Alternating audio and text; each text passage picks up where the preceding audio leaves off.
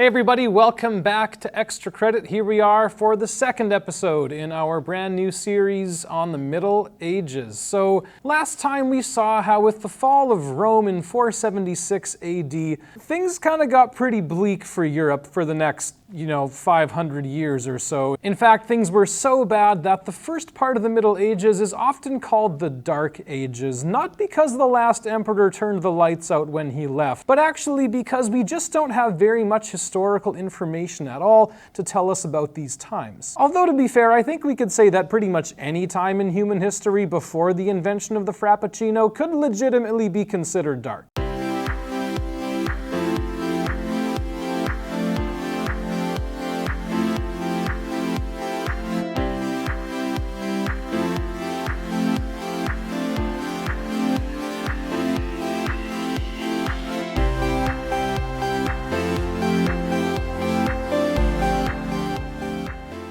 So last time we saw that with the fall of Rome in 476 AD, Europe was like a glass plate shattered into thousands of different pieces, each of which was ruled by its own king or prince or lord or duke or count or grossly underqualified wizard servant. But crucially, it was still held together by the one unifying force of the Catholic Church. But as for the political side of things, where did these kings and princes and lords and dukes and counts and grossly underqualified wizard servants come from in the first place? Well, to answer that question, we actually have to go back to the fall of Rome and the very early Middle Ages with the controversial and therefore air-quotable barbarian invasions, or if you want to be a little more polite, the Germanic migrations. What happened was that as the Roman Empire was falling apart, various tribal groups in Western Europe who spoke elements or variations of German essentially moved in and set up shop. Some of these tribes, of course, had leaders who acted like kings in these new territories, or kingdoms as we could now call them, and they rewarded their followers with bright, shiny objects. The way you get these bright, shiny objects is by being a friend of the king and serving him well in battle in particular, after which you get awarded with these bright shiny objects, leading you to become a noble. Side note, at the time, the chief type of currency wasn't even actually money, although there was some of that going around. It was all about land. If you served the king well, you were given your own personal tract of land where you could then build a castle or a nice house, which was a great deal because, as Mark Twain said, you should invest in land, because they're not making any more of it. So now that these early lords and nobles have set themselves up on a nice patch of land and they have a castle, the next thing they want to do is make sure that they and their descendants get to hold on to the rights and privileges that go along with that. To give an example, last time we had talked about the Merovingian kings of France, and even though the Merovingians themselves were generally seen as kind of useless, their nobles became really, really powerful. And specifically, there were two different titles given to lots of these Merovingian nobles: Duke and Count. And you probably do recognize those words, even if your knowledge of history and culture doesn't go much beyond Sesame Street. You see, once a noble had a title like Count or Duke, they could then pass that title on to one of their kids,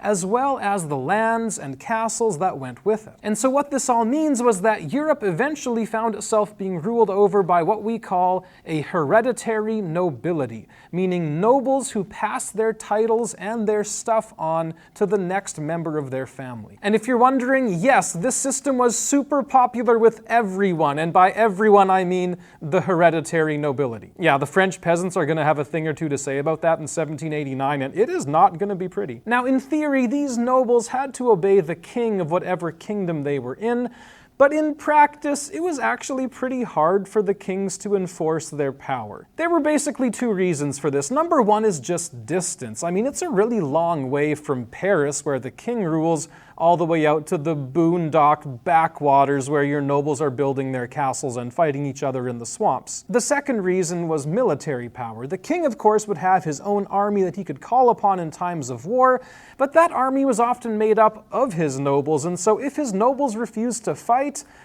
the king was kind of up a creek without a paddle, and by a paddle I mean without the 2,000 guides he needs to go to war. And good old King John can tell you all about how fun that is. Anyways, all of this meant that even though there might be a king in theory, sometimes that king in the early Middle Ages especially had about as much control over his nobility as I have over my 2-year-old at the grocery store. i.e., not lots. So because of that, lots of places in Europe were run not directly by the king and his officials making all kinds of rules for them, but by something called the feudal system. The feudal system was basically a way of organizing social relationships so that everyone could get what they needed in what was essentially one giant system of I scratch your back, you scratch mine, or perhaps more accurately, I plow your field for you and you make sure I don't get stabbed. So for example, in the feudal system, peasants would live on the land belonging to a lord, and those peasants would farm for the lord, producing food for him and his family. In return, the lord would allow the peasants to live there and would even give them a plot of their own land that they could use to make their own food. Then when the bad guys did show up, the lord would allow everybody to come gather in the castle in the central area called the keep, to make sure they were safe, because, you know, labor isn't cheap. In a similar way, the king expected his knights to serve him well in battle, and in return, the king would give those knights, as we've already seen,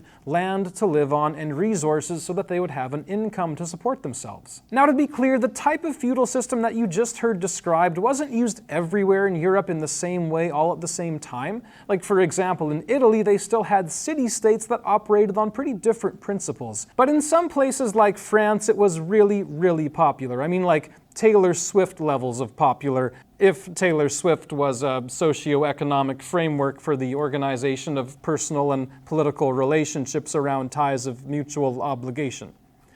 Which she is not. She's actually a singer. Fun fact, even Canada had its own version of the feudal system in the 1600s, and like everything else in Canada, it also comes in French. Also, there were no castles, which just goes to show the other thing about being made in Canada.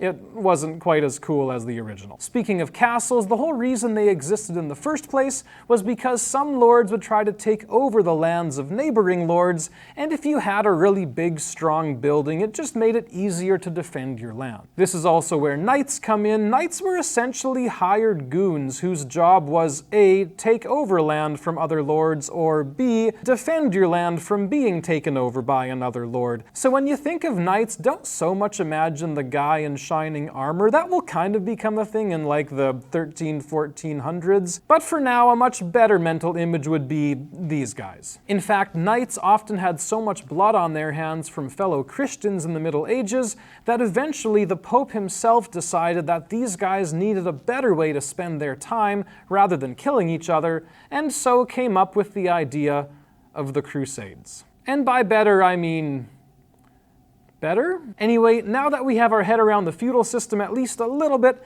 next time we're going to start taking a look at the history of the great nation of France, which in addition to being home to the feudal system was apparently also home to like the world's smallest men. Hey everyone, thanks so much for watching another episode of Extra Credit. Hopefully you're enjoying the start of this series on the Middle Ages, even though it's coming out very, very slowly. Your pop quiz for this week is to say what was the name of the feudal system in Canada. As always, work hard, read books, play outside, and we'll see you next time.